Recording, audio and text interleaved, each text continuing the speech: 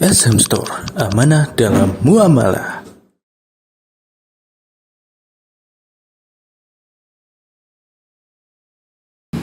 Bismillahirrahmanirrahim. Assalamualaikum warahmatullahi wabarakatuh. Alhamdulillahi wahdah wassalatu wassalamu ala man la nabiyya ba'dah wa sallallahu alaihi wa ala alihi wa ashabihi ajma'in. Amma ba'd. Alhamdulillah ahibati fillah, rahimani wa rahimakumullah jami'an, Bapak Ibu-ibu yang hadir dalam kajian siang hari ini, dalam pertemuan yang sangat indah dengan cuaca yang Masya Allah, ya, nikmah min Allah, dikasih kabar gembira dengan angin yang datang berembus, dan sebentar lagi akan Allah turunkan rahmah melalui hujannya ini di tempat yang merupakan rumah dari rumah-rumah Allah Subhanahu wa taala, yang Allah jadikan keberkahan padanya. Judul kita pada kesempatan kali ini, hiduplah sesuai dengan selera Anda. Hiduplah sesuai dengan selera Anda. Kita akan ulas hidup sesuai selera Anda terkait dengan iman, terkait juga dengan tak lepas identik dengan kesehatan. Fa subhanallah rahimani wa rahimakumullah jami'an.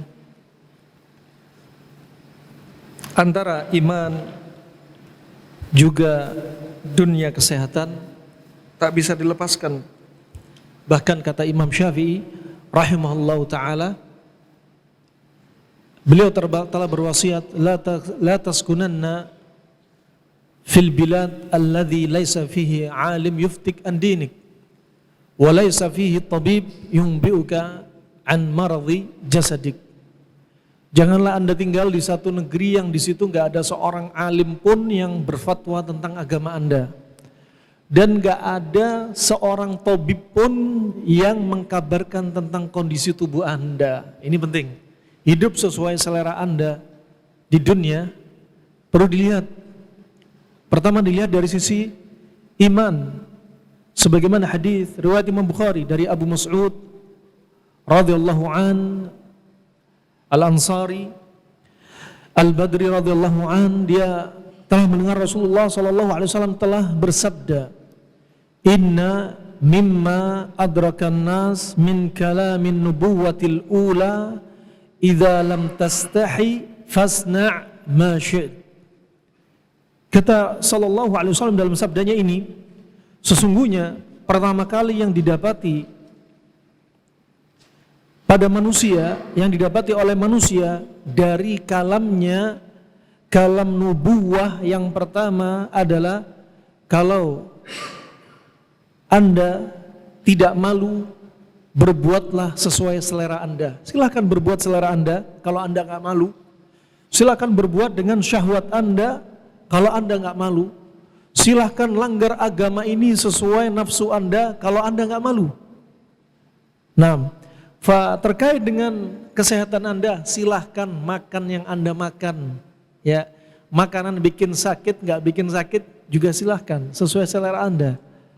Anda nggak peduli pantangan pada penyakit Anda diterjang, ya silahkan. Yang nanggung akibatnya ya Anda sendiri. Dari perbuatan dosa, nggak malu dengan perbuatan dosa, yang nanggung dosanya dia sendiri. Akibat dosa, rezeki dia berkurang. Akibat dosa, Allah berikan penyakit pada diri dia. Akibat dosa, Allah jadikan nanti di alam kubur siksaan bagi diri dia.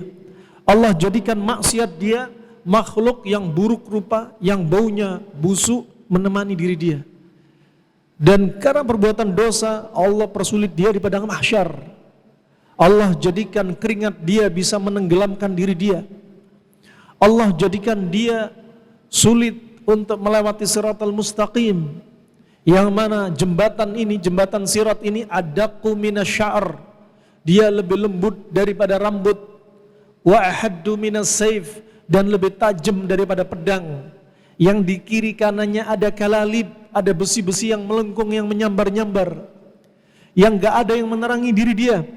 Ketika maksiat dia semakin banyak, cahaya yang menerangi hanya sangat cahaya kecil.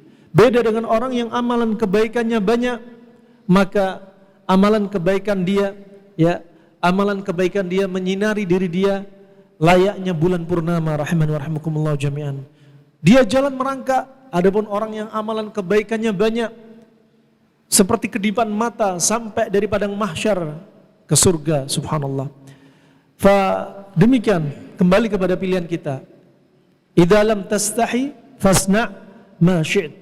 Kalau enggak malu, ya sudah, silakan lakukan apa yang Anda inginkan sesuai dengan selera Anda. Sebenarnya hadis ini bukanlah perintah untuk mengizinkan seseorang untuk berbuat maksiat, tetapi justru di sini apa? Menjelekkan atau satu perbuatan yang buruk tatkala dia terjatuh dalam perkara ini. Kalimat ini ada padanya zajar, peringatan sebenarnya. Kalau enggak malu, ya sudah, silahkan lakukan. Ya, mau berbuat zina, silahkan lakukan kalau enggak malu. Mau mencuri, silahkan kalau enggak malu. Mau bohong, silahkan kalau enggak malu. Mau makan uang haram, silahkan kalau enggak malu. Mau melakukan homoseks, silahkan kalau enggak malu. Mau berbuat syirik, enggak malu sama Allah, ya silahkan. Wa ini rahmin wa rahimakumullah jami'an. Hadis ini sebenarnya adalah hadis yang merupakan salah satu hadis yang mengajarkan kepada manusia tentang usulul akhlak, pondasi bagaimana berakhlak mulia. Yang mana Nabi SAW diutus, innama bu'itsu liutammima makarimal akhlak. Sesungguhnya aku diutus untuk menyempurnakan akhlak yang mulia. Ya, kalau enggak malu ya sudah, lakukan. Enggak mau diajari dengan akhlak yang mulia, sudah, enggak usah jadi manusia yang enggak mau diatur, silahkan. Enggak suka pakai dalil, silahkan. Enggak mau diatur, silahkan. Demikian, kalau seandainya agama ini manusia enggak diatur dengan agama ini, niscaya mereka akan hidup seperti apa? Bahaim, seperti binatang. Nah, coba termasuk tanda-tanda hari kiamat diantaranya mereka yang berzina di pinggir jalan. Ini sudah terjadi di negeri-negeri luar, di Perancis dan beberapa negeri yang lainnya. Berzina di jalan-jalan, di pinggir jalan. Betul-betul rasa malu sudah enggak ada pada diri mereka. Rahimani wa rahimakumullah jami'an. Ini termasuk ucapan-ucapan yang fasih, ucapan yang wajiz, ucapan yang termasuk jawami'il kalam, ucapan yang singkat, padat, tapi kalau dirinci maknanya banyak sekali. Kalau dirinci betul-betul menjadi usulul akhlak, ya, pondasinya akhlak. Dan berkata Ibnu Al-Thar terkait dengan syarah Tibun Nabawi, dari syarah dia bahwasanya hadis ini kalau kita tadabburi maknanya dan kita beramal dengan apa dari yang kita ambil dari bahan tadabbur ini merupakan kalam nubuwah ula, termasuk kalam an-nubuwah al-ula, dari kenabian pertama, ya seperti ini. Ya, jadi orang-orang hikmah di masa silam dari lisannya para nabi yang terdahulu, dari sebelumnya Nabi Muhammad SAW, para nabi, ya, para nabi mereka diantaranya mengajarkan yang satu ini, yaitu apa? Rasa malu. Ya, Nabi Isa mengajarkan rasa malu. Ajaran Nabi Isa enggak ada yang mengizinkan untuk berbuat zina. Enggak ada ceritanya, ya, Nabi Isa, ya, orang disuruh berbuat zina, kemudian Nabi Isa menggugurkan dosa mereka. Kan enak banget nanti, ditebus dengan uang. Nah, Nabi Musa juga demikian. Ini sudah fitrah, zina itu perbuatan yang dilarang. Ya, orang-orang yang taat selain dari agama Islam saja, mereka tahu bahwa zina itu enggak boleh sebenarnya. Apalagi yang benar-benar dari kalam nubuwah, para nabi-nabi yang sebelumnya, memang mereka diantaranya, ini yang pertama, rasa malu. Dan malu itu sebagian dari iman. Al-haya la ya'ti illa bil khair. Malu tidaklah datang kecuali padanya kebaikan. Ya, malu tidaklah datang kecuali ada pada malu itu kebaikan. Kecuali dua hal nih. Ya, malu untuk menerima al-haq atau malu untuk menuntut ilmu. Ini nggak boleh. Ketika diri kita bodoh, diri kita jahil, nggak boleh ada kata malu untuk menuntut ilmu. Nah, nggak boleh malu untuk menuntut ilmu. Nah, juga demikian al-isti'jal minasyaitan. Terburu-buru termasuk sifatnya syaitan. Tapi ini penting, buru-buru untuk cepat nikah bagi para jomblo penting. Nah, nggak semua buru-buru itu tercela. Ada terburu-buru yang terpuji. Ya, terburu-buru karena Allah Subhanahu wa taala. Takut fitnah, takut zina, ya cepat buruan nikah. Nah, fa ini rahman rahimakumullah jami'an, kalau sudah nikah tapi masih saja ya fitnah menyelimuti diri dia, ya apalagi dia laki-laki yang subhanallah enggak dilayani sama istrinya, bisa jadi hukumnya wajib. Hukumnya cari ranjang yang lain. Oh, ini penting rahimahumullah, sesuatu itu berubah sesuai dengan kondisinya. Bisa menjadi haram, bisa menjadi makruh, nah bisa menjadi wajib sesuai dengan kondisi masing-masing. Dan hadis ini, ya, hadis yang disebutkan Nabi SAW sebagaimana disebutkan oleh Ibnu Rajab, ini memberikan isyarat sebagaimana dalam Fathul Bari, memberikan isyarat bahwasanya ini kata-kata malu ini terkait malu yang disebutkan Nabi itu sudah ada atharnya dari para nabi-nabi yang sebelumnya, sebelum Nabi Muhammad SAW.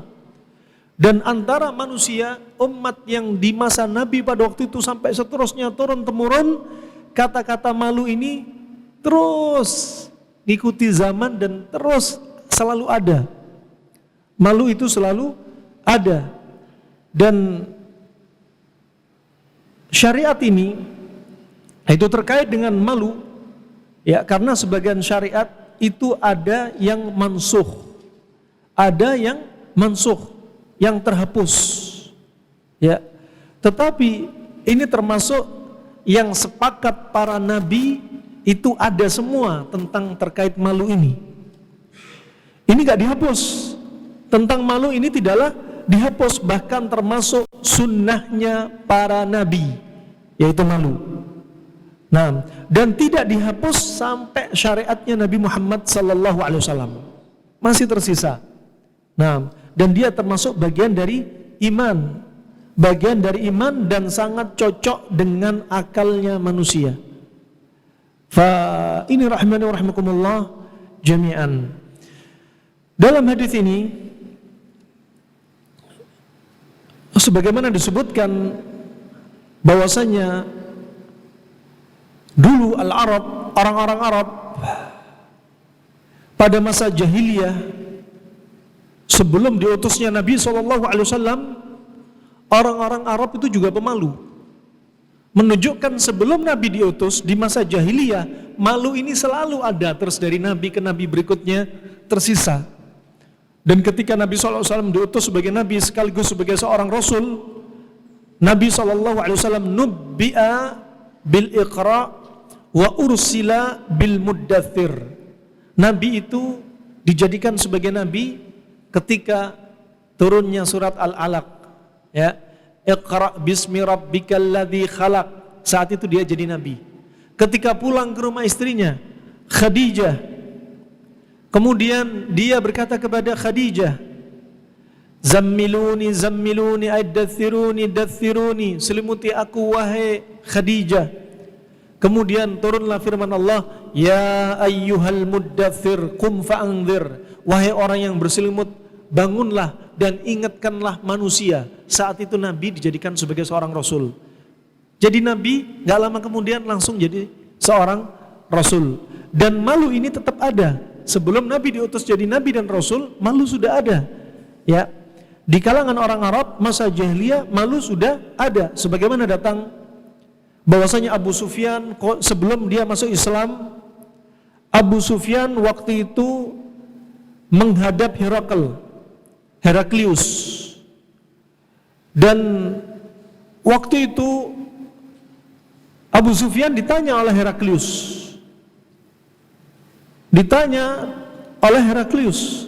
Ya, Sebagaimana dalam hadis Nabi SAW yang dikeluarkan oleh Imam Al-Bukhari tentang ciri-ciri Nabi Muhammad. Ditanya, bagaimana ciri-cirinya Nabi Muhammad? Nabi yang diutus di kalangan kaum Quraisy, yang muncul dari kaum Quraisy.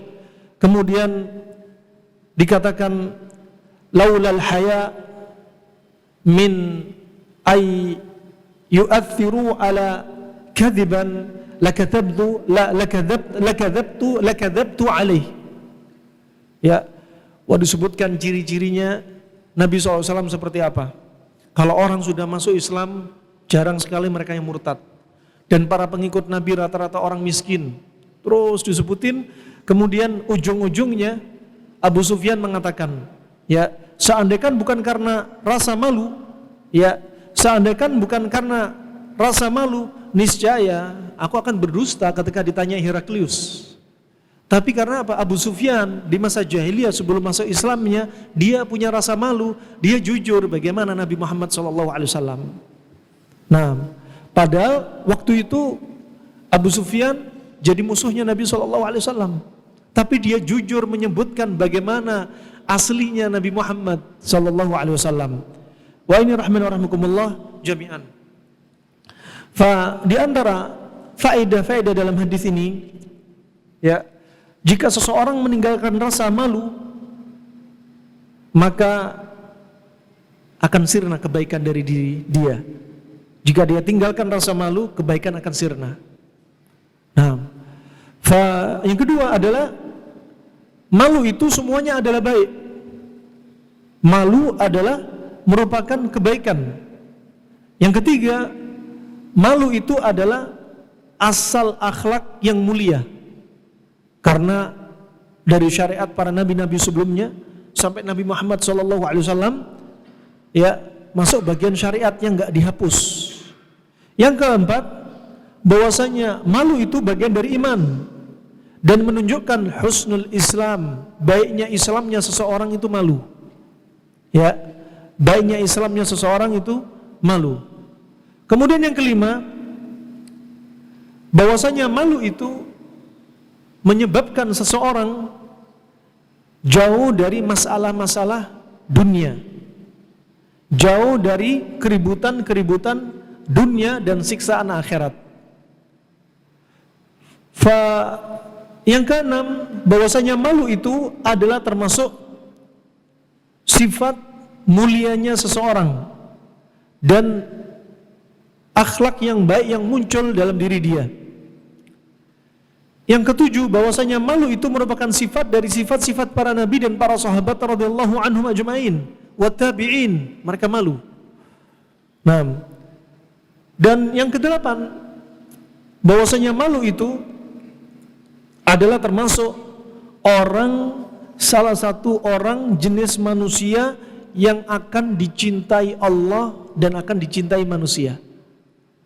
Nah, yang kesembilan, bahwasanya malu termasuk akhlak mulia, bahkan orang-orang jahiliyah di masa silam, walaupun mereka di atas kegelapan, kebodohan, mereka juga punya rasa malu yang merupakan itu adalah termasuk akhlak warisan atau warisan nabi-nabi yang sebelumnya. Wa ini rahimakumullah jami'an. Ya, maka jangan hilangkan rasa malu kita. Nah, dan dia bagian dari iman, bagian dari iman. Sebaliknya, kalau seseorang enggak punya rasa malu, berarti iman dia sedang mengalami penurunan. Al-iman yazid wa yanqus. Yazidu bit ta'ah wa yanqusu bil ma'siyah. Al-iman itu bisa bertambah, bisa berkurang. Bertambah karena ketaatan kepada Allah, berkurang karena kemaksiatan kepada Allah Subhanahu wa taala. Tatkala kita enggak punya rasa malu, ketahuilah saat itu iman kita sedang merosot. Ya. Subhanallah, berbuat maksiat di hadapan manusia terang-terangan. Ketahuilah dia sedang enggak punya rasa malu atau rasa malunya tipis. Nah, atau berbuat maksiat, pamer, tambah di sharing, diceritain kemana-mana. Ini maksiat dan dosa kecil akan ada saatnya berubah menjadi dosa besar. Tatkala kapan? Dosa kecil dientengin, Tatkala kapan? Tatkala dosa kecil dipamerin sehingga menyebabkan orang yang lain ikut berbuat dosa. Nah, dan tatkala dosa kecil dilakukan berulang-ulang akan berubah menjadi dosa besar. Ini warning bagi kita. Kalau sudah malu kita tipis, nah, kalau sudah malu kita tipis, subhanallah, tinggal tunggu apa? Kebaikan-kebaikan akan menjauh dari diri kita. Sebagaimana kisah disebutkan Syekh Albani rahimahullah dalam Sahih Targhib wa Tarhib, kisah Ashabul Ghar dalam sanad yang sahih ini. Ashabul Ghar ada 3 orang laki-laki. 3 orang laki-laki ini sedang melakukan perjalanan, pekerjaan mereka, rutin mereka. Satu saat mendung datang dan hujan begitu derasnya, akhirnya mereka lari cari tempat berteduh. Nggak ada tempat berteduh kecuali gua. Ya, bayangin di Arab, ya, di daerah padang pasir, nggak nemu teduhan pohon, nemunya goa. Ketika masuk dalam goa, Allah takdirkan pintu goa tertutup batu besar yang betul-betul menutup sempurna. Langsung di dalam goa apa? Mereka dalam kegelapan, nggak ada cahaya, nggak ada udara. Gimana perasaan Anda kalau Anda mengalami seperti ini? Mau pakai HP sudah nggak ada sinyal. Mau ketok-ketok goa, siapa yang mau dengerin? Batu diketok-ketok, siapa yang mau dengerin? Nah, saat itu salah satu dari mereka berkata, ya, tidak akan ada yang bisa menyelamatkan kita kecuali Allah Subhanahu wa taala. Ini kisah sebelum zaman Nabi. Enggak akan ada yang bisa menyelamatkan kita kecuali Allah Subhanahu wa taala. Ayo masing-masing kita bertawasul kepada Allah Subhanahu wa taala. Yang diandalkan sudah tawasul. Kalau sudah kepepet kayak gini enggak ingat sama namanya wali kuburan. Kalau sudah kepepet gini enggak ingat namanya ya bapak ibu kita. Kalau sudah kepepet kayak gini enggak ingat, yang diingat apa? Allah Subhanahu wa taala. Sebagaimana Allah sebutkan, ya, wa idza raqibu fil fulk da'allaha mukhlishina lahuddin falamma najjahum ilal bar idza hum yusyrikun. Ya, tatkala mereka orang-orang musyrik, mereka itu sedang naik perahu di ombang-ambing ombak yang besar. Ketika mendapati ombak yang besar, apa yang mereka dapati? Enggak ingat dengan berhala, enggak ingat sama pohon, enggak ingat sama kuburan wali, enggak ingat sama siapapun. Langsung apa? Ikhlas beristighatsah kepada Allah. Enggak ada istilah istighatsah dengan mayit. Ikhlas istighatsah kepada Allah. Dalam keadaan mereka terhimpit, sudah, yang ingat hanya Allah saja. Di padang mahsyar juga demikian. Ketika disebutkan Nabi nanti di padang mahsyar, manusia dalam keadaan enggak berpakaian, telanjang, enggak berkhitan. Kemudian Aisyah bertanya, ya Rasulullah, apakah mereka enggak saling lihat kemaluannya ya Rasulullah? Apa kata Rasulullah? Ya Aisyah, enggak sempat lagi dah mikir. Mikir apa? Mikir untuk saling lihat kemaluan. Kenapa? Sudah pada ketakutan. Bingung menyelamatkan diri mereka sendiri. Bingung menyelamatkan diri mereka sendiri. Nah, kalau lihat adab neraka, ya orang hamil kalau ngelihat adab neraka bisa ngelihat, mungkin langsung keguguran, takut dengan siksa api neraka. Makanya siksa neraka ini nggak ditampakkan, nggak didengarkan, ya. Yang mendengar hanya apa? Hanya yang di sekitar kuburan, kecuali manusia dan jin. Seandainya manusia dan jin bisa dengar siksa, bukan neraka, kubur, mendengar siksa kubur, ini masuk kubur belum neraka, niscaya nggak ada ceritanya orang kafir, nggak ada ceritanya orang maksiat. Kalau sudah dengar siksa kubur, masih siksa kubur, ini namanya iman. Kita nggak bisa dengar kuburan bagaimana mereka disiksa, tapi namanya iman. Sudah, kita hanya beriman, jalankan apa-apa dari perintah Allah dan larangannya dijauhi, sudah selesai. Makanya orang-orang Arab di masa silam, kalau ada kambing, kalau ada onta, ada kuda yang bunting mau melahirkan, dibawa ke kuburan. Setelah itu mereka teriak-teriak, berdiri sambil meringkik, dan langsung brojol lahir. Kenapa? Dengar siksa kubur, saking takutnya. Wah, ini rahmatullah jami'an, ya, ini perlu diperhatikan. Nah, kemudian kalau kita lihat kondisi-kondisi seperti ini, kita akan menjadi orang yang malu. Mau berbuat maksiat, malu, pikir-pikir berlipat-lipat, ya Allah. Malu kita bagian dari iman. Makanya al-haya syu'batun minal iman. Rasa malu itu adalah bagian dari iman. Syu'batun minal iman. Bagian dari iman. Ini termasuk orang-orang di masa silam sampai detik ini malu. Ya, kalau kita nggak punya malu sudah, tunggu saja, kebaikan akan semakin protol, hilang dari diri kita. Termasuk kufur nikmat. Ya, nggak malu termasuk kufur nikmat. Termasuk wujud syukur nikmat adalah datangi rukun-rukun syukur dengan lisan sering mengucapkan alhamdulillah. Dengan lisan sering beristighfar. Dengan lisan dijaga dari kata-kata kotor, menggunjing, mencela, memaki saudaranya. Termasuk rukun syukur al-inqiyad bil jawarih, wujudkan dengan anggota tubuh kita. Ya, ketika mendapat nikmat dari Allah Subhanahu wa taala, semakin datangi ketaatannya, semakin kuatkan rasa malunya. Nah, fa subhanallah, gampang sekali menjadi manusia yang menampakkan aurat. Ya, yang wanitanya bersolek-molek, gak malu. Padahal bersolek-moleknya mereka untuk siapa? Untuk suaminya. Allah sudah mengingatkan, wala tabarrujna tabarrujal jahiliyatil ula. Dan janganlah anda wahai kaum wanita bersolek-molek seperti orang-orang jahiliyah di masa lalu bersolek-molek.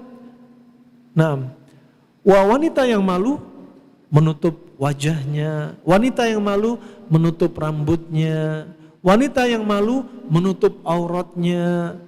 Al-mar'ah aurah, perempuan itu adalah aurat. Sampai suaranya nggak boleh dilembut-lembutkan. Nggak boleh dilembut-lembutkan. Kenapa? Khawatir orang yang laki-laki yang hatinya tamak dengan syahwat, khawatir terfitnah. Ya, khawatir terfitnah. Melangkahkan kakinya aja hati-hati, jangan sampai melangkahkan dengan suara sandal yang lemah gemulai. Sudah bikin telinga kaum laki-laki tergerak.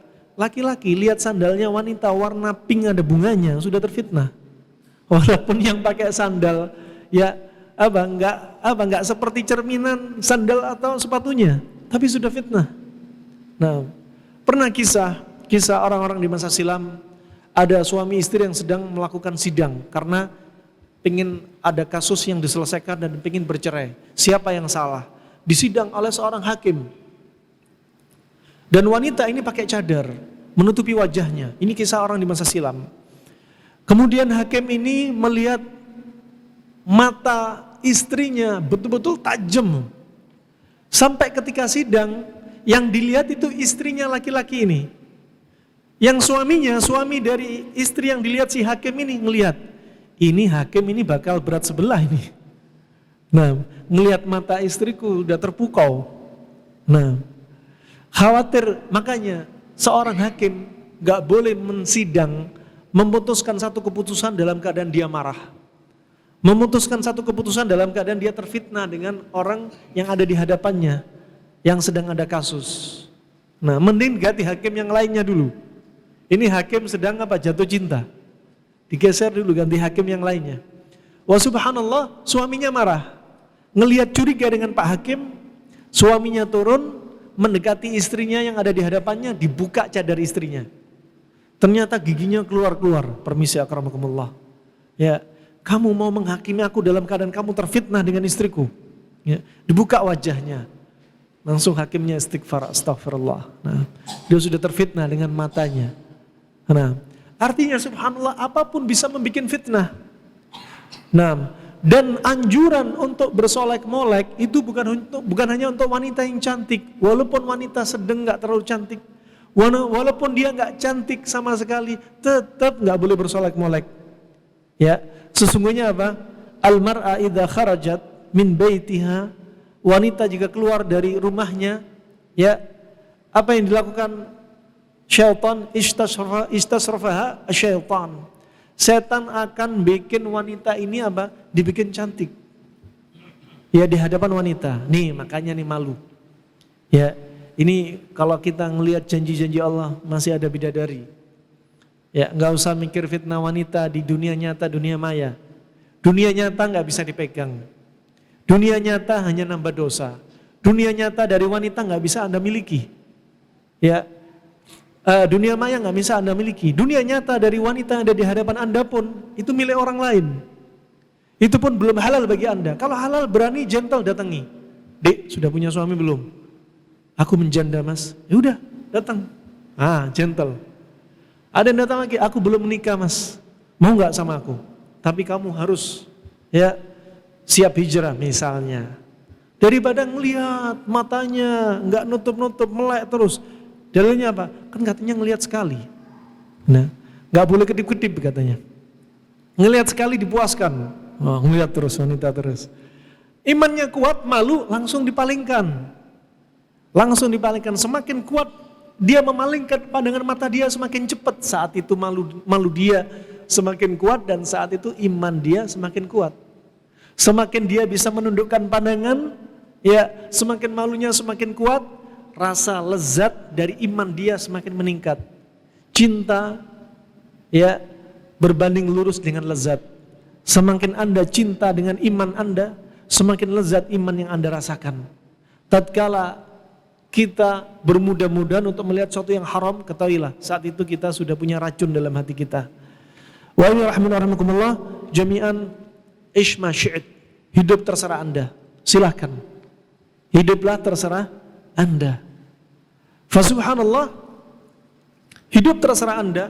Coba dalam urusan pakaian saja, sebagaimana hadis yang disahkan Syekh Albani rahimahullah taala, ketika waktu itu Umar bin Khattab pernah ditanya oleh Rasulullah, ya Umar, ini pakaian yang baru dicuci atau memang pakaian-pakaian baru dibeli?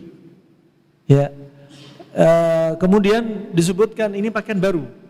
Kemudian kata Rasulullah sallallahu alaihi wasallam, ilbas jadidan wa ish hamidan wa mut syahidan. Ini termasuk doa kalau melihat orang yang berpakaian baru. Ilbas jadidan, berpakaianlah dengan pakaian yang baru. Wa ish hamidan, dan hiduplah dengan hidup yang terpuji. Wa mut syahidan, dan matilah, meninggallah, wafatlah dalam keadaan syahid. Masya Allah, ajib. Biar apa? Enggak kena fitnah dunia juga.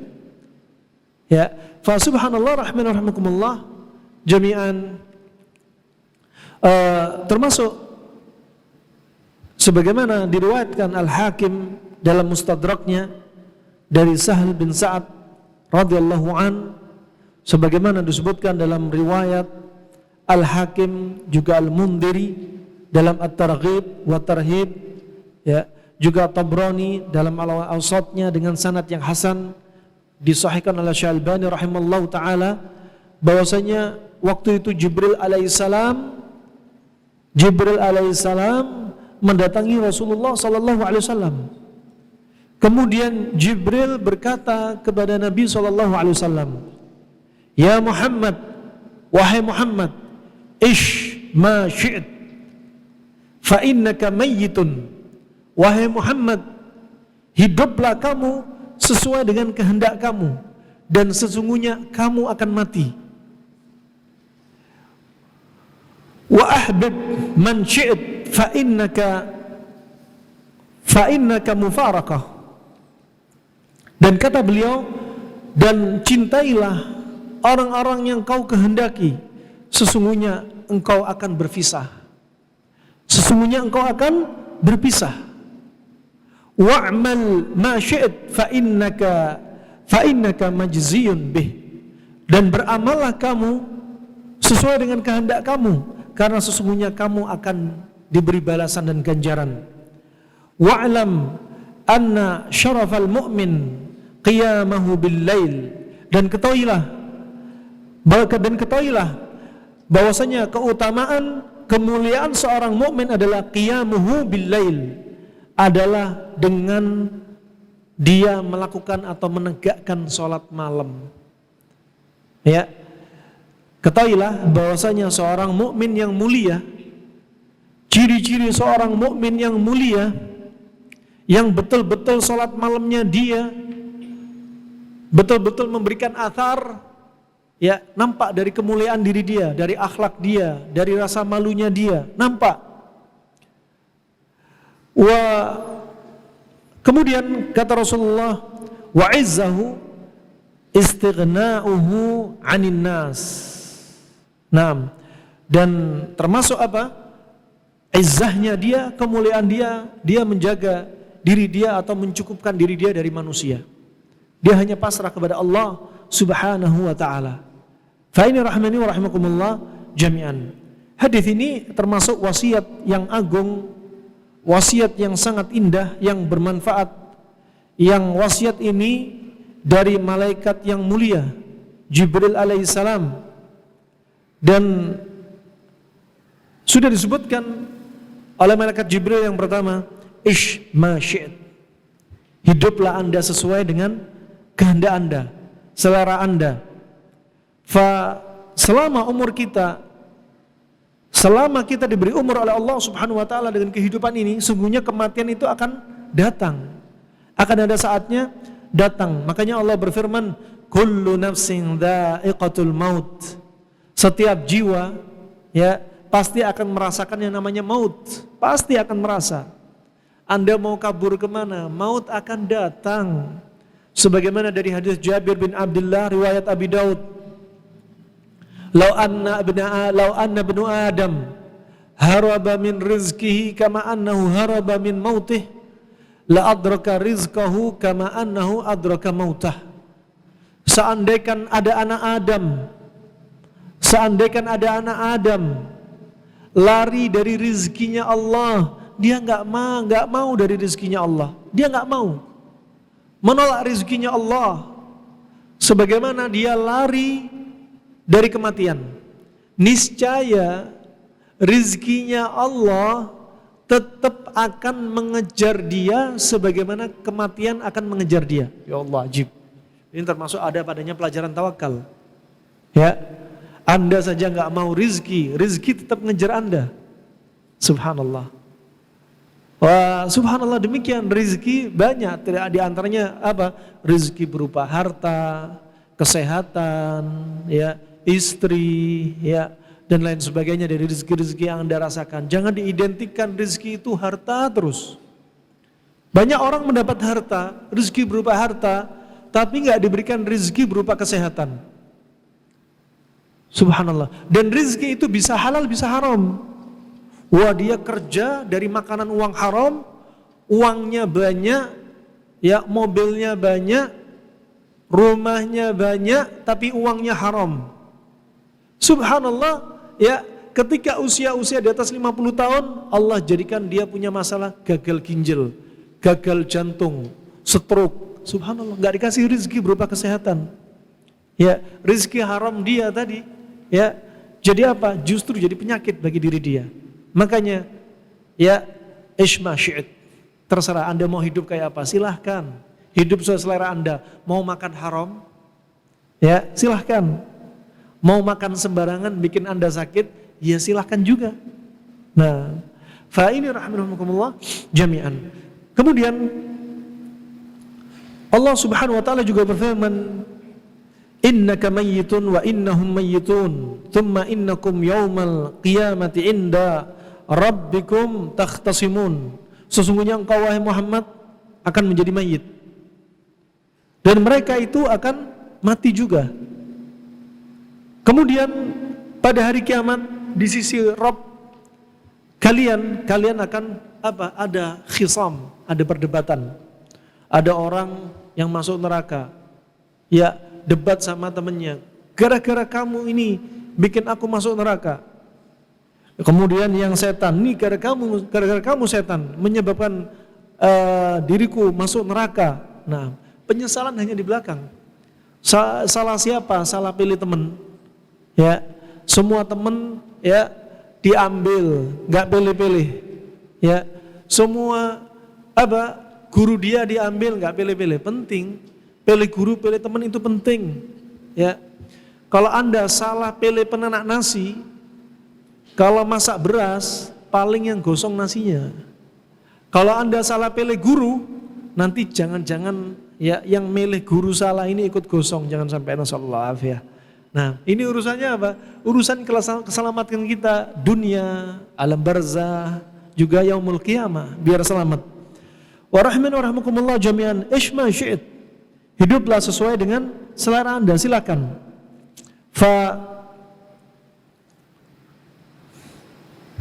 Kemudian rahmanakumullah, isma syi'it fa innaka mayyit. Hiduplah sesuai selera Anda, sesungguhnya Anda akan mati. Seorang mukmin meyakini bahwasanya al-maut bisa datang apa? Kapan saja, dan datang dalam keadaan mengagetkan. Lagi enak-enak tidur, tiba-tiba Allah berikan bencana, musibah, yang meninggal massal.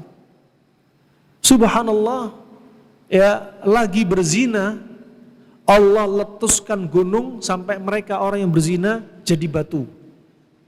Subhanallah. Dan mereka yang berzina yang jadi batu ini sesuai dengan posisi mereka masing-masing. Nas'alullah al-afiyah.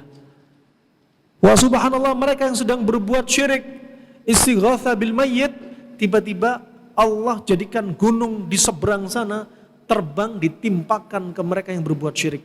Perbuatan syirik yang paling besar dari syirik besar adalah al-istighatha bil mayyit. Istighatha dengan mayyit. Wa ini rahmanakumullah jami'an.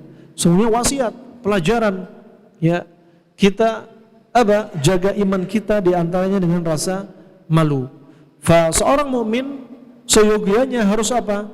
Menyiapkan diri dia untuk berjumpa dengan Allah Subhanahu wa taala. Untuk apa? Menyiapkan dirinya untuk berjumpa dengan Allah Subhanahu wa taala. Subhanallah, ada orang yang enggak ingin berjumpa dengan Allah. Allah juga enggak ingin berjumpa dengan dia. Sehingga Allah siksa dia. Ya, Allah siksa dia, Allah masukkan dia neraka. Ada manusia yang rindu dengan Allah, ingin berjumpa dengan Allah Subhanahu wa taala. Nah, ketika tahu nikmat kubur, pengen cepat rasanya berjumpa dengan Allah Subhanahu wa taala. Ketika mendapat nikmat padang mahsyar, pengen berjumpa dengan Allah Subhanahu wa taala. Ketika melewati siratal mustaqim dalam keadaan dia sangat cepat, kalbarq, seperti kilat, seperti kejapan mata sudah sampai, pengen berjumpa dengan Allah Subhanahu wa taala. Ketika sudah masuk surga, bukan bidadari yang dia idam-idamkan. Bukan istana di surga yang dia idam-idamkan. Bukan pisang, bukan delima yang dia inginkan. Bukan bapak ibunya ingin dia berjumpa di surga, tetapi dia mengidam-idamkan melihat wajah Allah Subhanahu wa taala. Allah berfirman, "Lilladzina ahsanul husna wa ziyadah." Bagi mereka yang berbuat baik, Allah akan siapkan bagi mereka al-husna. Al-husna yaitu surga.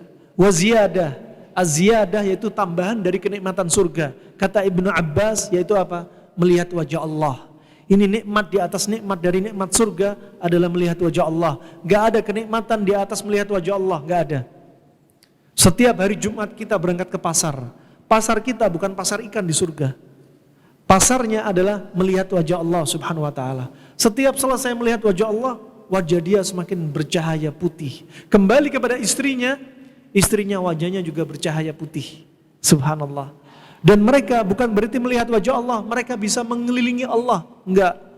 Allah sangat besar, enggak bisa dikelilingi oleh hambanya. Mereka hanya bisa melihat wajah Allah Subhanahu wa taala. Fa ini rahman wa rahmukumullah jami'an, isma syi'it. Hiduplah sesuai dengan selera Anda. Mau pilih melihat wajah Allah atau enggak? Nah, mau pilih masuk surga atau enggak? Jangan sampai jadi manusia yang doanya plin-plan. Ya Allah, aku menginginkan surgamu ya Allah, tapi aku tidak pantas ya Allah. Ya Allah, aku juga takut nerakamu. Aku gak ingin masuk neraka ya Allah. Pengen surga merasa gak pantas. Ada neraka pilihan kedua juga gak mau. Terus gimana? Gelandotan di tengah. Nah, ini rahimahumullah. Kalau berdoa, ya, idza sa'alta kata Rasulullah, kalau Anda minta fas'alil firdaus al-a'la. Kalau Anda minta, mintalah langsung ke surga firdaus yang tinggi. Ya, mintanya jangan nanggung-nanggung masuk surga enggak pantas. Ya Allah, aku mau surga paling rendah saja ya Allah. Jangan, langsung minta yang paling atas, surga firdaus yang paling atas. Nah, Surga Firdaus, atapnya arsy Allah Subhanahu wa taala. Subhanallah. Ini rahmatullah jami'an. Kalau minta jangan nanggung-nanggung, langsung minta yang tinggi. Nah, orang-orang yang masuk surga, di surga paling rendah, testimoni dia apa? Ya Allah, gak ada lagi orang yang mendapatkan nikmat lebih nikmat seperti nikmat yang kurasakan di surga ini. Padahal dia paling rendah. Belum lagi yang atas, subhanallah. Ini rahmatullah jami'an. Hendaknya kita siapkan diri kita. Allah Subhanahu wa taala berfirman, "Man kana yarju liqa Allah, man kana yarju liqa Allahi fa inna ajalallahi laatin wa huwas samiul alim." Nah, barang siapa yang mengidam-idamkan, yang mengharapkan perjumpaan dengan Allah Subhanahu wa taala, sesungguhnya ajal atau kesempatan dari Allah Subhanahu wa taala akan datang. Dan dia Allah Subhanahu wa taala adalah As-Sami' Al-Alim. Makanya berharap, banyak berdoa. Dan rasa harap itu ada 3 syarat. Rasa harap itu ada 3 syarat. Syarat yang pertama, ya, mahabbatan mimma tarju. Anda mencintai apa yang Anda harapkan. Apa yang Anda harapkan? Berjumpa dengan Allah, mendapatkan surganya. Cintai ini. Yang kedua, khaufan min fauti amma tarju. Anda takut apa yang Anda harapkan sirna dari diri Anda. Khawatir gak dikabulin. Jadi rasa cinta, rasa takut perlu dihadirin. Yang ketiga, al-ittikhad bil asbab mimma tarju. Yang ketiga adalah Anda ngambil sebab-sebab yang kira-kira apa yang Anda harapkan bisa dikabulin oleh Allah Subhanahu wa taala. Ngambil sebab di antaranya apa? Jauhi maksiat. Kuatkan rasa malu. Ya. Dan lakukan ibadah dengan ikhlas. Ambil sebab-sebab ini rahmatullah jami'an. Fa ini rahmatullah jami'an. Fa kemudian wa ahbib man syi'at fa innaka wa ahbib man syi'at fa innaka mufaraqah. Ya, fa innaka mufaraqahu. Kemudian apa? Cintailah orang yang Anda cintai. Sesuai selera Anda. Kenapa? Karena Anda akan ada saatnya berpisah. Ini diantaranya apa? Kalau Anda mencintai seseorang juga apa? Cinta yang Anda inginkan adalah cinta-cinta yang apa? Karena Allah Subhanahu wa taala. Jangan cinta karena dunia, tapi cinta karena Allah Subhanahu wa taala. Kalau cinta dibangun karena Allah, ya, cinta itu lebih kekal. Tapi kalau cinta karena dunia, misalkan saya cinta dengan Mario misalkan. Karena apa? Karena Mario ini misalkan orang berada misalkan. Kalau satu saat ya dia gak seperti apa yang Anda dasari, cintai, sirna, ya sirna cinta tersebut. Misalkan saya cinta, misalkan Om Rahmat, misalkan.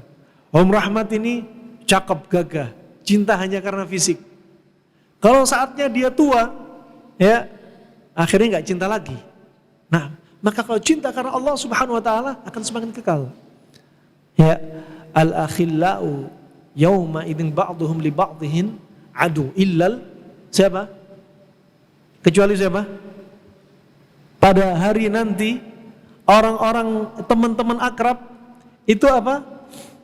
Akan jadi musuh. Teman-teman akrab akan jadi musuh. Anda Masya Allah saking akrabnya tidur bareng, safar bareng, makan bareng. Sampai sebagian teman-teman kita dapati ya persahabatan dia dengan teman akrabnya itu mengalahkan apa? Dia dengan istrinya.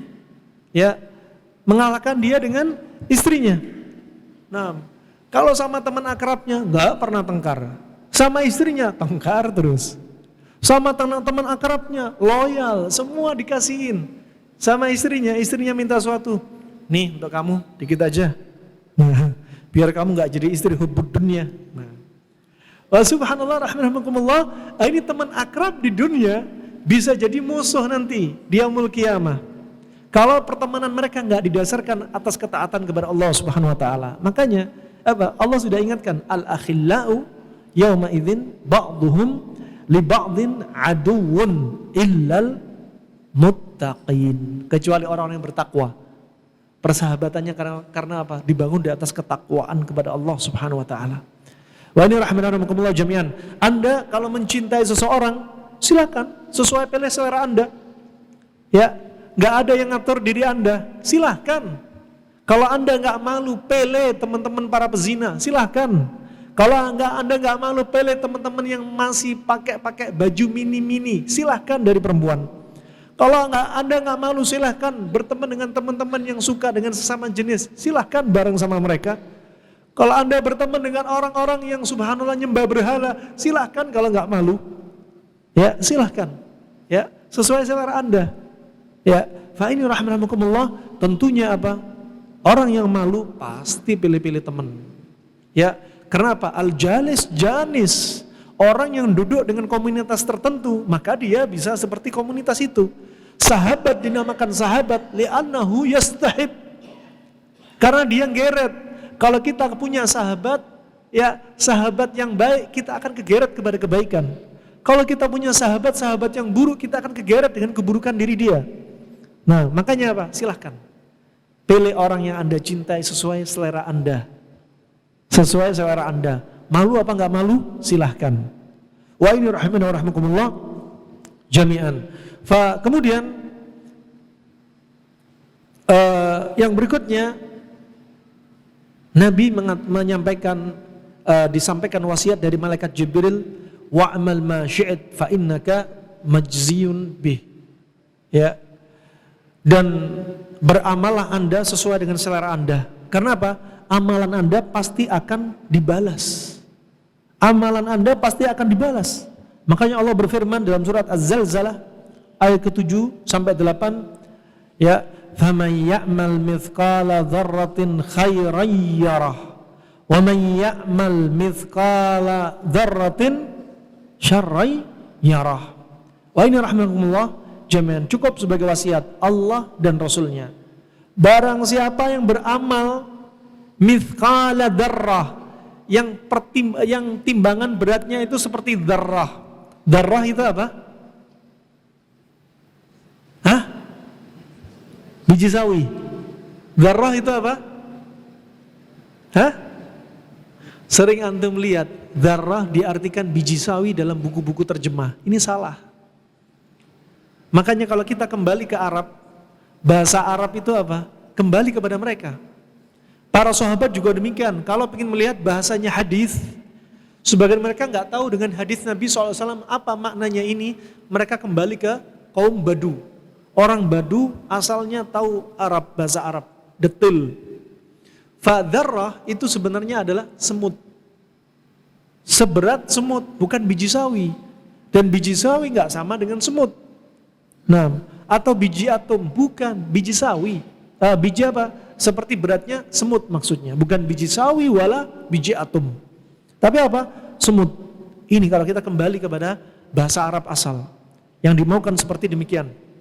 Barang siapa yang berbuat amalan kebaikan seberat timbangan semut, ya, nanti kebaikan dia bisa dia lihat hasilnya, bisa dia lihat balasannya. Dan barang siapa yang beramal dengan amalan keburukan, yang keburukan tersebut juga seberat semut, ya, niscaya dia akan bisa melihat nanti balasan dari keburukan dia. Subhanallah. Ini rahmani wa rahmakumullah jami'an, ya. Maka hati-hati, jangan sampai entengin dosa. Orang yang imannya sedang lemah di antara barometernya, ya, sebagaimana hadis Ibnu Mas'ud radhiyallahu an, juga hadis Nabi SAW langsung, athar dari Ibnu Mas'ud juga hadis Nabi SAW. Sungguhnya orang mukmin yang imannya lagi kuat, kalau melihat dosa kecil seperti apa? Kal jabal sayaqa'u alaih. Seperti gunung besar akan menimpa kepala dia. Kalau dia mau berbuat dosa kecil, dia mikir seolah-olah dosa besar akan menimpa diri dia. Tapi kalau imannya sedang lemah, seperti apa? Dia anggap seperti apa? Kadzubab yaqa'u fi anfih aw yamurru fi anfih. Seperti hanya seekor lalat hinggap di hidungnya, sebentar lagi juga pergi.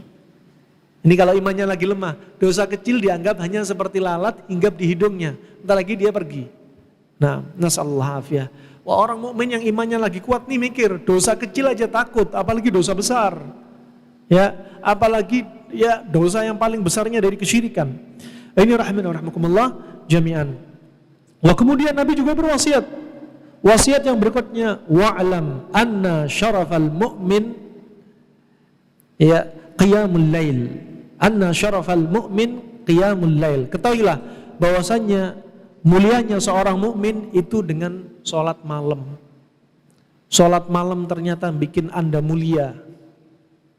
Tentunya dengan syarat sholat malamnya juga khusyuk, bukan banyak-banyakan rakaat, tapi nggak khusyuk. Ya, sebagaimana Allah sebutkan, inna salata tanha 'anil fahsya'i wal munkar. Sesungguhnya sholat itu mencegah dari perbuatan keji dan mungkar. Kalau banyak sholat malam, banyak sholat rawatib, banyak sholat 5 waktu tepat pada waktunya, tapi dia banyak berbuat maksiat, mata masih jelalatan, tangan masih dolimin saudaranya, tangan masih menggerakkan gadgetnya untuk melihat apa yang haram dari gadgetnya, kaki menjauhkan langkahnya dari masjid ketika adzan berkumandang, ya, telinganya masih suka sekali dengan ghibah dan namimah dia dengarkan, ketahuilah bisa jadi sholatnya perlu dievaluasi. Nah, demikian dengan sholat malam, semakin dia banyak sholat malam, disebutkan oleh Abdullah bin Umar, dia sebutkan awal pertama kalinya kita tahu diri kita imannya sedang turun, kita tahu kebaikan pada diri kita sedang turun. Awal yang pertama kali kita ketahui 2 hal, yaitu apa? Sholat malamnya dan puasanya. Kalau sholat malamnya mulai ngedrop, menunjukkan kita ini lagi semangat ibadahnya lagi drop juga. Puasanya ngedrop, ketahuilah ini kita lagi ngedrop. Kenapa? Karena 2 hal ini yang berat. Sholat malam dan puasa dijaga, itu berat. Kalau dua-duanya ngedrop, ini ciri-ciri kita ini sedang ngedrop. Perlu saatnya kita kasih nutrisi hati kita ini. Perlu penyemangat, penjebar semangat perlu. Nah, fa ini rahimakumullah jami'an. Bahkan Nabi telah berwasiat dalam satu hadis yang disahkan Syekh Al-Albani rahimallahu taala, alaikum biqiyamil lail, hendaknya Anda sering melakukan salat malam. Fa innahu min da'bis salihina qablakum, karena salat malam adalah kebiasaan orang-orang saleh yang sebelum Anda, mereka rutinkan. Ya. Wa qurbatun ilallah, dan salat malam itu adalah wujud pendekatan diri kita kepada Allah. Wa minhatun 'anil itsmi, wa minhatun 'anil itsmi, dan dengan sholat malam itu ternyata bisa mencegah diri kita untuk gampang-gampang berbuat dosa. Wa takfirun lisayyiati, dalam riwayat wa takfiratun lidzunubi, dan untuk menghapuskan dosa-dosa kita. Tuh, sholat malam menghapuskan dosa, mencegah kita dari maksiat, pendekatan diri kita kepada Allah, dan kita mengamalkan sebagaimana orang-orang soleh sebelum kita beramal. Ditambah satu lafaz, ya, adapun dalam riwayat An-Nasa'i dan Tirmidzi disebutkan Syekh Albani tambahan lafaz ini lemah. Ya, dari hadis ya Salman dan Bilal bin Rabah disebutkan pada riwayat dari kedua sahabat ini ada perawi kadzab, wadha, perawi yang suka memalsukan hadis dan pendusta. Nah, tambahan apa? Dan salat malam itu adalah obat bagi penyakit tubuh.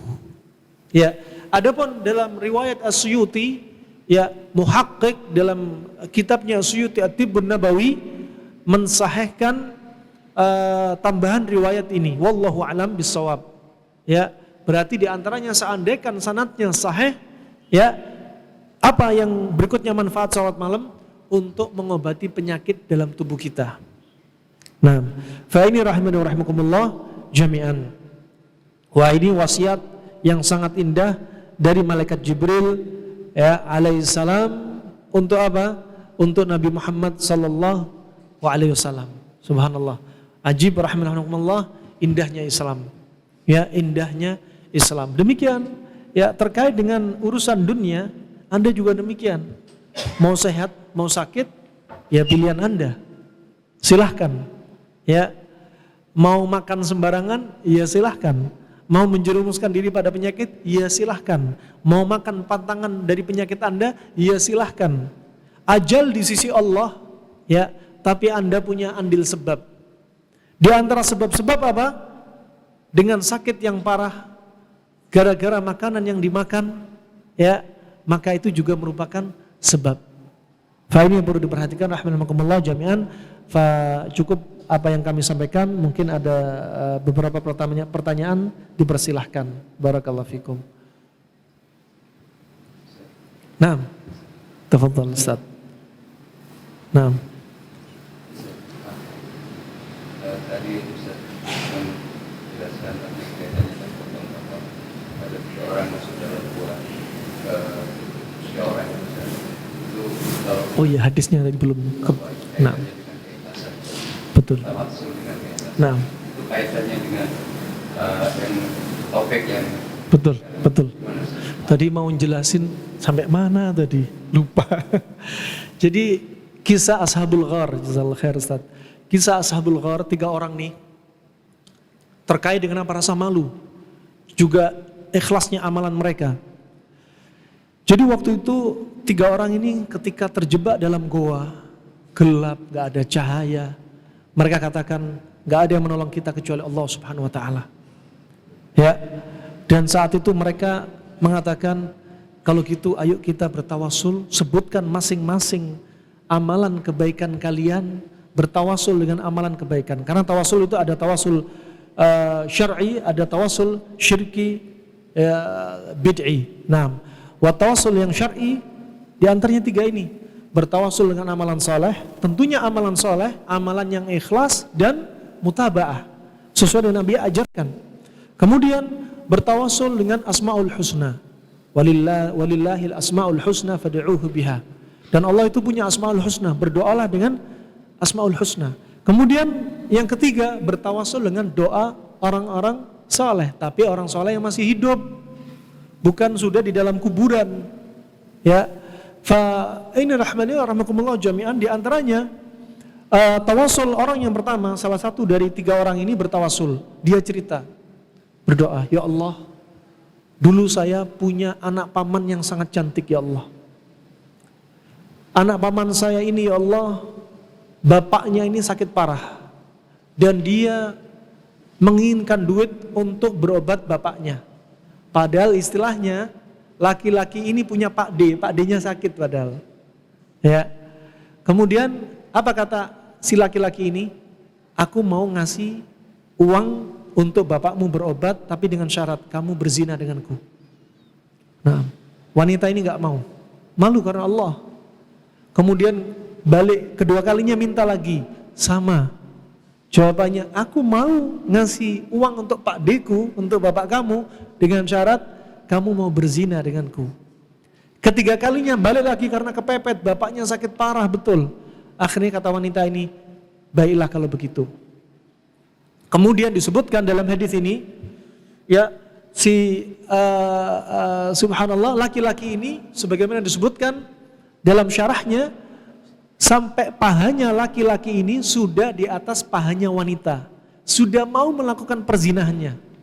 Kemudian wanita ini tetap mulutnya bergemim untuk mengatakan, kamu gak malu dengan Allah? Satu kata. Makanya antum untuk menegakkan amar ma'ruf wa nahyu anil munkar, jangan malu-malu, gak boleh ada malu-malu. Nahyi anil ma'ruf, al-amr bil ma'ruf wa nahyu anil munkar, jangan malu-malu, ini al-haqq. Ya.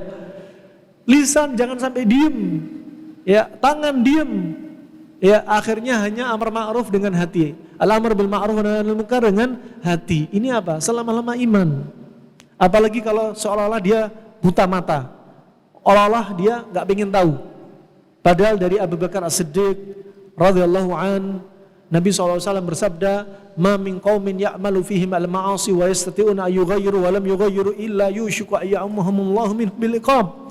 Barang siapa melihat satu kemaksiatan dan satu kaum ini padahal bisa mencegah maksiat tersebut, kemungkaran tersebut, tapi diam, meninggalkan al-amr bil ma'ruf wa nahyu anil munkar, kecuali apa? Akan ratakan mereka dengan siksaan. Seperti kalau ada musibah, gempa bumi, bisa jadi karena apa? Diamnya kita. Melihat saudaranya yang sebelumnya muslim kemudian murtad, diam. Melihat komunitas LGBT lebih dari 1.000 orang, diem. Melihat ya wanita mut'ah, diem. Melihat mereka berjudi di situ, diem. Melihat mereka sama sekali nggak menghidupkan masjid. Saatnya adzan berkumandang, nggak ada yang adzan, nggak ada yang sholat, diem. Allah ratakan, ya Allah ratakan. Nggak pilih-pilih Allah, lakinya, wanitanya, anaknya, perempuannya, bapaknya, kakeknya, nggak dipilih-pilih, muslimnya, kafirnya, ya hewannya, kena semua. Ini rahmanakumullah jami'an. Fa subhanallah, wanita ini mengatakan apa? Kamu nggak malu sama Allah? Padahal sudah di atasnya, tetap masih berusaha apa? Menasihati laki-laki ini. Langsung tiba-tiba laki-laki ini teringat dengan nasihat wanita ini, kata-kata malu dengan Allah subhanahu wa ta'ala, langsung dia tinggalkan. Dan wanita ini dikasih uang 200 dinar. Sudah, ambil uang 200 dinar untuk berobat bapakmu, untuk Pak Deku ini. Ya. Kalau saat ini 1 dinar itu, kalau saat ini kita uangkan, kita jadikan emas, sekitar 1 dinarnya itu 4 gram emas. Kalau 100 dinar, katakan 1 gramnya 1 juta, berarti 100 dinar berapa juta? 400 juta. Kalau 200 dinar, ya tinggal berapa? Masya Allah. Wallahu alam, mungkin riwayatnya 20 dinar kan itu Ustaz ya? 20 dinar apa 200 dinar ya? Lupa anak lafadznya. Wallahu alam, nanti dilihat hadisnya lagi. Alhasil di sini disebutkan oleh Syekh Sulaiman Ar-Ruhaili di sini menunjukkan kalau Anda selepas berbuat maksiat, Anda infak sedekah, dan itu kebiasaan orang-orang saleh. Selepas berbuat maksiat, infak sedekah. Biar apa? Infak sedekah ini menghapuskan dosa kita. Nah, kemudian ya Allah, aku tinggalkan perbuatan zina ini ya Allah, karenamu ya Allah, maka bukakan pintu goa ini ya Allah. Bergeserlah pintu goa. Tapi nggak bisa keluar. Yang satu lagi bertawasul juga. Ya Allah, dulu aku termasuk orang yang birrul walidain ya Allah. Laki-laki ini dahulu sering apa? Kegiatannya mencari kayu, dan sebelum bapaknya tidur mesti menyediakan susu. Satu ketika laki-laki ini pulang dari kerjaannya mencari kayu, dia pulang di malam hari sudah mendapati bapak ibunya sudah tertidur. Akhirnya susu yang dia dapatkan, susu yang dia bikinkan, siapkan untuk bapak ibunya, dia sambil berdiri berpegang, megangin susu, berdiri terus menerus, nggak duduk, nggak berbaring. Kenapa? Khawatir susu ini direbut sama anak-anak dia. Khawatir susu ini diminum anak-anaknya sebelum bapak ibunya minum. Ya Allah, ajibnya birrul walidain dia. Sampai anaknya nangis. Kemudian bapak ibunya terbangun mendengar suara cucunya menangis, dan dibiarkan bapak ibunya minum, kemudian istirahat lagi. Baru dikasihkan ke anaknya sendiri. Ya Allah, aku lakukan ini karenamu ya Allah. Terbukalah pintu goa. Dan yang ketiga, masih belum cukup untuk mereka keluar. Yang ketiga, laki-laki ini bertawasul, ya Allah, aku dulu punya kuli ya Allah. Punya anak buah ya Allah, yang mereka bekerja kepadaku.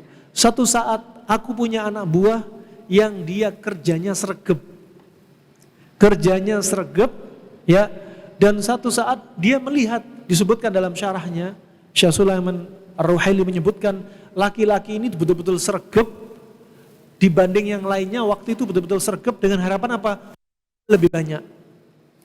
Ya, tetapi upahnya ternyata disamakan sama tuannya.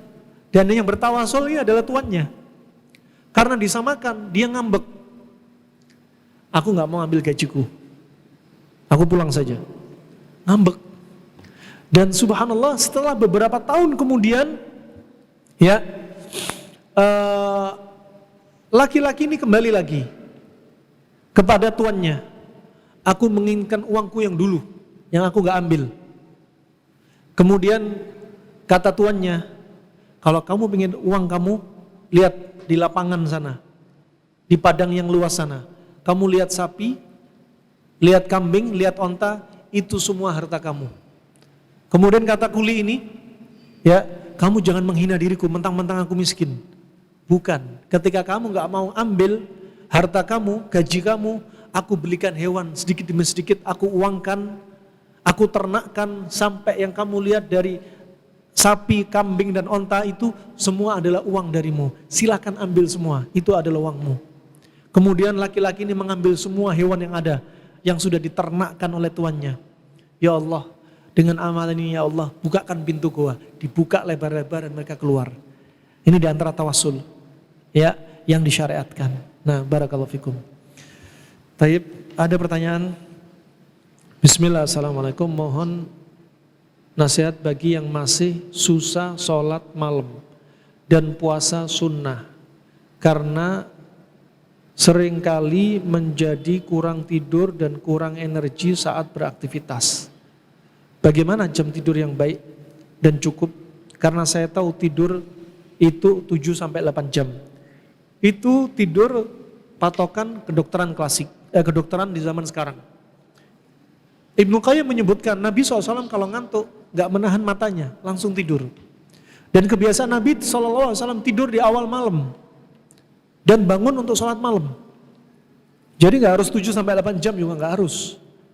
Nah, subhanallah, kalau kita lihat sebagaimana nasihat para ulama, ya, bagaimana trik-trik kiat-kiat Anda bisa bangun sholat malam. Pertama, nasihat dari Ibrahim bin Adham, ulama yang zuhud. Dia pernah ditanya, kenapa saya gak bisa sholat malam? Kata dia, la ta'si bin nahar. La ta'si bin nahar. Janganlah kamu berbuat maksiat di siang hari. Li'annal qiyam syaraf wa syaraful mu'min wa syaraf minallah. Karena sholat malam itu adalah kemuliaan dari Allah bagi seorang mukmin. Wa syaraf la ya'ti ilal 'asi. Dan kemuliaan itu tidaklah mendatangi orang-orang yang berbuat maksiat di siang harinya. Maka dari itu, biar Anda mendapat kemuliaan dari sholat malam, siang hari jangan berbuat maksiat. Satu. Kemudian, usahakan qailulah. Dalam satu hadis yang diperbincangkan antara sahih dan dhaifnya, di antaranya ada yang menghasankan, hasan li ghairih, ya, ista'inu bi qiyamika fil laili, ista'inu bil qailulati li qiyamika fil laili. Ya, ambillah sebab agar Anda bisa menjalankan salat malam, termasuk salat tarawih dan salat tahajud, dengan apa? Qailulah di siang hari. Qailulah di siang hari, Syekh Shalih Al-Fauzan menyebutkan asal hukumnya qailulah, orang-orang salaf di masa silam itu qailulahnya sebelum zuhur. Ya, tapi tidak mengapa setelah zuhur juga termasuk qailulah. Ya, termasuk qailulah. Maka yang asalnya sebelum zuhur, pendapat yang berikutnya setelah zuhur juga masuk qailulah. Kemudian pendapat yang ketiga ada yang mengatakan asalnya sebelum zuhur, kecuali pada hari Jumat setelah sholat Jumat. Jadi jangan qailulah sedang khatib sedang khutbah. Ini bukan qailulah namanya. Nah, latihan jadi telinga yang tuli, nggak dengerin khatib berkhutbah. Nah, agar apa? Malamnya bisa kuat. Kemudian juga nasihat para ulama salaf, ketika melihat seorang laki-laki yang banyak makan, dia katakan, la ta'kul kathir, fatashrab kathir, fatanam kathir. Jangan kamu makan banyak sehingga kamu minum banyak dan jadinya kamu banyak tidur. Nah, juga kemudian yang berikutnya, jangan terlalu capek lelah di siang hari. Kemudian yang berikutnya, berdoalah biar Anda bisa bangun malam. Biar Anda bisa bangun malam. Barakallahu fikum. Juga demikian terkait puasa sunnah, ya, latih aja, paksakan diri Anda. Ya, puasa sunnah, biasakan di rumah itu puasa, suami istri puasa, sehingga apa, tambah semangat.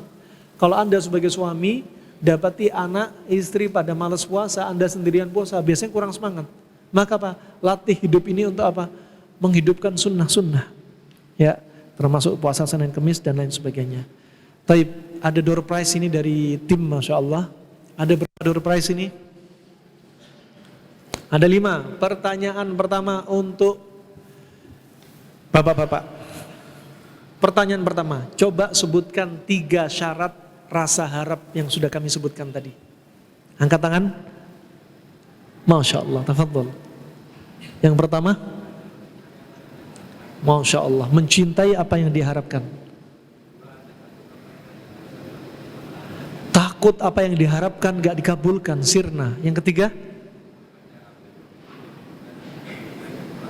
mengambil sebab ya atas apa yang dia harapkan dikabulkan oleh Allah Subhanahu wa taala. Fadhal. Dapat hadiah buku Latai As karangan pertama kami. Nah, semoga bermanfaat. Barakallahu fikum. Pertanyaan kedua untuk ibu-ibu. Ada mic untuk ibu-ibu enggak? 2 untuk ibu-ibu, Masya Allah. Ibu-ibu dapat pakaian nih dari Russell Fashion.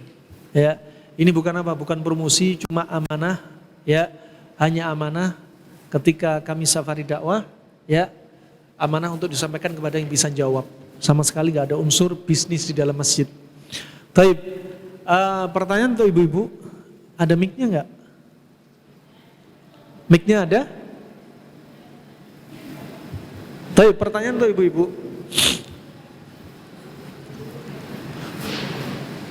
Ada mic-nya? Taib, kita tunggu mic-nya.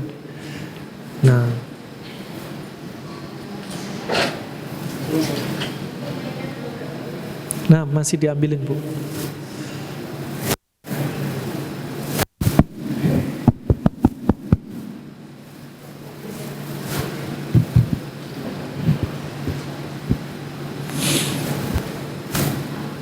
Mic-nya, nah udah datang.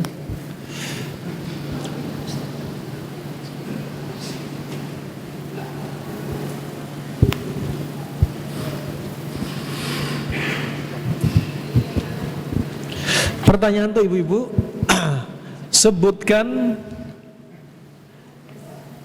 tawasul syar'i. 3 tawasul yang diperbolehkan, yang disyariatkan. Nah, langsung dipegang mic-nya, yang mau jawab dipegang mic-nya. Bismillah. Bismillah. 1, dengan berdoa dengan menyebutkan Asmaul Husna. Masya Allah. Yang kedua, meminta doa kepada orang solih yang masih hidup. Yang ketiga, bertawasul dengan amal solih yang telah dikerjakan.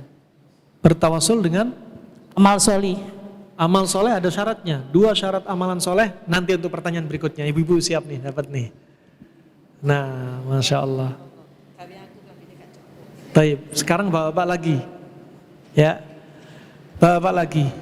Ya, bertawasul dengan amal soleh. Amal soleh nggak dikatakan amal soleh kecuali harus memenuhi 2 syarat. Nih, bukan ini. Tunggu dulu. Bapak yang baru ngaji. Nah, kalau sudah ngaji sudah mungkin, Masya Allah.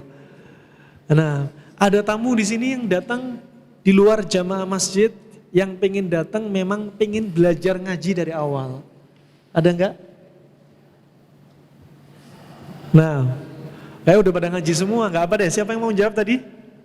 Nah, apa jawabannya? Syaratnya ikhlas dan ittiba. Dari 2 syarat ini, manusia bakal dijadikan 4. Pasti dah, kalau ada 2, pasti akan jadi 4 nanti, 4 jenis. Coba sebutkan kira-kira apa saja. Anak kasih contoh ya. Syaratnya diterima amalan, tadi yang pertama, ya, apa? Ikhlas dan mutaba'ah. Taib. Jenis orang yang pertama ini, dia melakukan amalan ikhlas dan mutaba'ah. Pasti diterima apa enggak? Pasti diterima apa enggak? Pasti diterima. Nah, karena ada dalilnya. Nah, kemudian 2, 3, dan 4 itu enggak diterima. Kira-kira siapa saja? Yang pertama, ikhlas dan mutaba'ah. Yang kedua, gampang banget ini. Nah, tapi beliau dapat deh, beliau dapat. Kasih. Ini Ustadz mau jawab, ini gak enak, masa Ustadznya yang jawab? Mangga Ustadz, berarti 2, 3, dan 4, napa Ustadz? Yang ittiba tapi ndak ikhlas. Yang ketiga, tidak ikhlas tapi Ittiba. Yang keempat, enggak dua-duanya. Udah selesai, gampang. Ustadznya dapat buku, Masya Allah. Hadiah. Masya Allah. Pertanyaan untuk ibu-ibu. Masya Allah. Semoga bermanfaat Ustadz. Ustadz senior kita ini, Masya Allah. Allah ibarik. Nah, pertanyaan untuk ibu-ibu. Tolong sebutkan kiat-kiat biar Anda bisa sholat malam. Ayo langsung pegang mic-nya. Dapat pakaian lagi nih, ada satu pakaian lagi nih. Yang keras, Bu. Tidak berbuat maksiat di siang hari. Tidak berbuat maksiat di siang hari. Kemudian ambillah sebab qailula, yaitu tidur sesaat sebelum zuhur ataupun setelah sholat Jumat kalau hari Jumat. Kecepatan, Bu. Kemudian jangan terlalu lelah. Yang kedua, tidak bikin dirinya terlalu lelah di siang hari. Iya, tidak terlalu lelah di siang hari. Kemudian Ketiga, banyak berdoa untuk dimudahkan bangun. Ya, keempat, mengambil sebab qailula. tambah lagi, apa tadi nggak boleh apa? Jangan terlalu banyak apa? Tidak boleh bermaksiat di siang hari. Kemudian mengambil sebab qailula sebelum zuhur atau apabila hari Jumat setelah sholat Jumat. Nah, Kemudian jangan terlalu lelah di siang hari, banyak berdoa agar dimudahkan bangun di tengah malam. ada lagi yang penting tuh. Jangan banyak makan Iya, dan itu minum. dia. Nah, itu paling penting itu. Ya, nah silakan. Insya Allah cukup ya. Kami sampaikan jazakumullah khair kepada tim-tim donatur, ya teman-teman donatur yang sudah mensupport safari dakwah ini, juga tim kami, ya yang mereka juga nggak kalah pentingnya terkait dengan dakwah ini, juga spesial Mario, jazakallah khair. Nah, dan teman-teman ya dari Surabaya juga jazakumullah khair. Harap dimaklumi jika ada salah ucap dari ana, ya jika ada benarnya dari Allah semata. Juga tak lupa pentingnya terima kasih kami jazakumullah khair kepada DKM, juga Ustadz ya yang membina masjid ini, ya juga teman-teman yang hadir, Bapak Ibu-ibu. Insyaallah kita ikuti di safari berikutnya, insyaallah ya kajian-kajian berikutnya, dan semoga menjadi pembahasan yang menarik, bisa menambah iman kita, khazanah Islamiyah ya, dan juga sebagai perantara penjagaan kesehatan kita sehingga kita bisa istiqomah di atas ketaatannya. Semoga Allah wafatkan kita dalam keadaan husnul khatimah. Semoga Allah jaga kita, Allah amankan kita di negeri kita sendiri, Allah berikan petunjuk sebaik-baik petunjuk kepada para pemimpin kita, dan Allah hancurkan orang-orang yang punya makar di negeri ini. Amin ya rabbal alamin. Wabillahi taufiq wal hidayah. Subhanakallahumma bihamdik asyhadu an la ilaha illa anta astaghfiruka wa atubu ilaik. Wassalamualaikum warahmatullahi wabarakatuh.